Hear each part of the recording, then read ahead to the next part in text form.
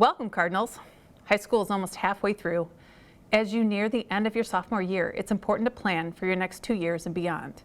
Your school counselor is here to help you navigate those future years. We can be your biggest advocate. Let us help you. MHS students have many options following high school. The goal is to keep all your doors open and help support you in determining what your future will bring. Will it be college, 2-year, 4-year, technical school, military, a gap year, or employment? While we know plans change, we ask that you take a few minutes to fill out the attached Google form. Your answers can give your counselor an idea of your potential goals post-high school. So please take a few minutes to do so. This link will also be at the end of the presentation. Counselors work with advisory teachers in many areas. Academic and career planning, personal and social support, those are all areas that your counselor and student services can support you. We are another adult in the building that you can rely on. With every year of high school, you've earned credits and specific graduation requirements. The following are the graduation options for Middleton High School. Most students meet both option A and B, but if you did not take a world language through level 3, it's important to meet the requirements that need to be met over the next 2 years. Please know that your counselor will review your credits to make sure that you're on track for graduation as well. As you can see, Middleton High School graduation requirements and college admissions requirements are very similar. The requirements that you can review on this slide will show you what college admissions require, but also what Middleton High School in general is asking of you. Within those graduation requirements and elective options are CAP, Project Lead the Way, and ECAP courses. These are courses that are offered as dual credit classes, meaning you can earn high school credit and college credit for that class. Students who take the class for college credit will have a college transcript upon successful completion of the course, and it may start their college GPA by taking those courses. AP courses are another option for high school courses, but they are not considered college classes. To earn college credit, the student must take the AP exam and earn a score accepted by colleges. All colleges are different in regards to the college credit awarded. Not all colleges will even accept AP credit. Some use the scores for placement, some grant the credit, and some only acknowledge the high rigor through their college admissions process. To determine what college grant those college credits and the required exam scores, students can go on to the College Board website for specific requirements. You can see the link in this slide. And again, this presentation will be under the website under events through student services. Standardized tests. There's quite a spectrum of how all of us feel about standardized tests. Love them or not, standardized tests are something that each of us will take.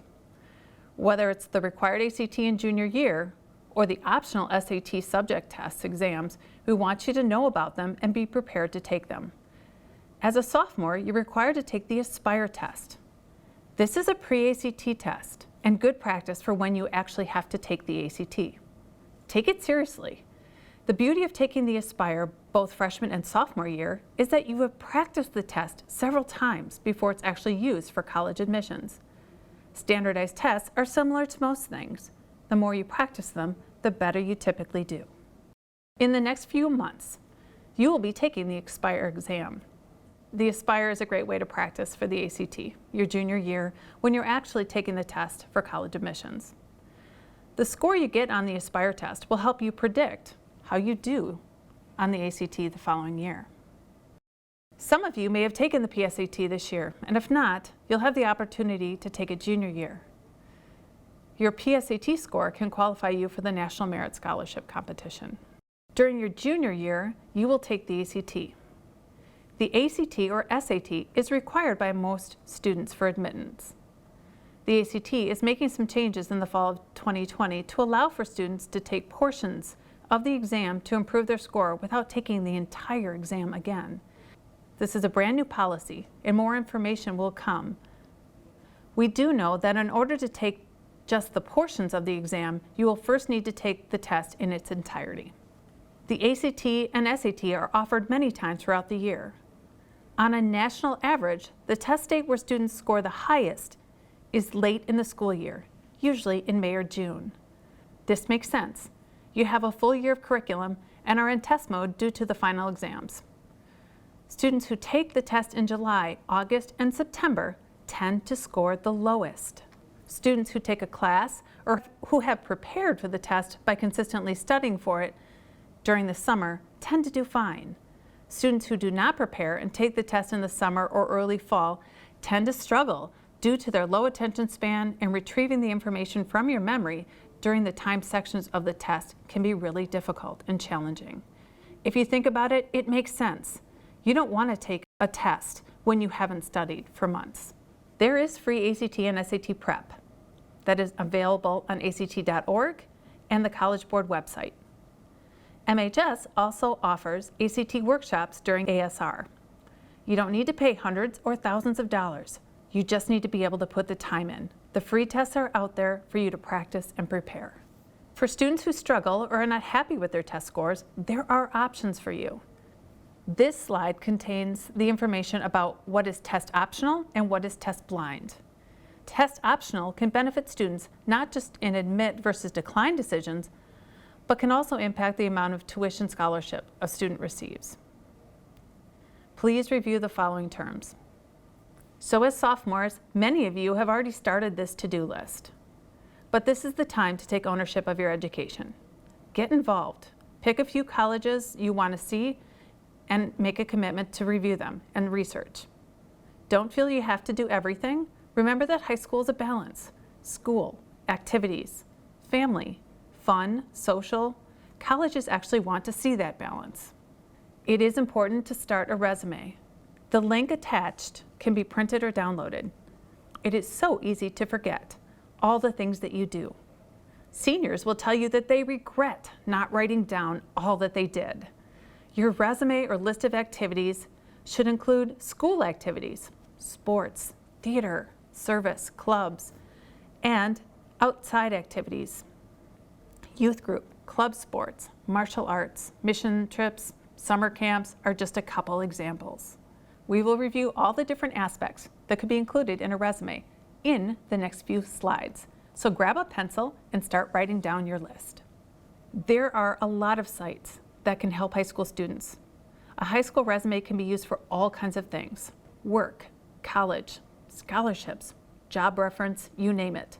The activities worksheet also have a tutorial on the back of things to consider that should be included on your list of activities. Community service. Community service and service learning can mean many things. Here are a couple examples. Volunteering for a charity, for your place of faith, in the summer, or volunteer coaching. Leadership. Leadership can be more than you think. It can be first chair, a link crew leader, leadership in a committee, a camp counselor, a trainer at work. There are many opportunities for leadership and recognition. Recognition and awards can encompass many things, from an academic letter to all conference, solo and ensemble, a lead role in a musical, an employee of the month. Think through your world and how you have been recognized. So sophomore tips. The right fit for you is not about the name of the college. Finding a school that fits for you is the most important part of your search. You want to consider the potential majors offered at the college, potential programs, internships, study abroad, research opportunities, the size of the school, the location. Do you want to be in a big city, a small town, near home, on the coast? And then you want to consider the social aspects of schools. Are there clubs, intramural sports, music, events, diversity? All of those aspects play a role in your future college. So right now, all college visits are virtual, but come fall, they will be in person. Take advantage of the colleges that come to Middleton High School. They want to meet you. It's an opportunity for you to have a face off of a page. The representatives who come to Middleton High School are the ones who will be reviewing your applications. So it truly is important to get to know them. Let them get to know you. And finally, a couple more sophomore tips. Colleges want you to take the initiative in this college process. If you've been accustomed to letting mom and dad or your guardian manage and handle things in your life, it is important for you to start stepping up and taking the lead. The adults in your life are a support, but you need to own this process. It's you going to college. It's you and your plans post-high school, not your parents. Check out the Middleton High School post-secondary high school planning webpage for tons of information to help you beyond high school. There you will find information on helping you find a college, plan the college visits, look into summer opportunities, explore your Zello account, and access all the presentations, including this one.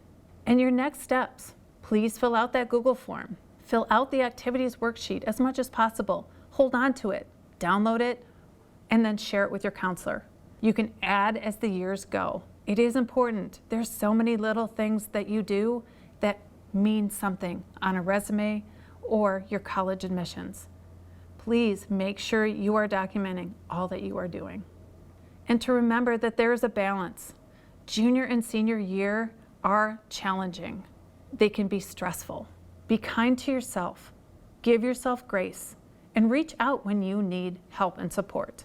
That can be your teachers, a staff, someone outside of school. Know who your resources are and make sure they are there for you. And know that people care about you and they want you to be successful. So the next 2 years, let's help you get where you want to be. Thanks for listening.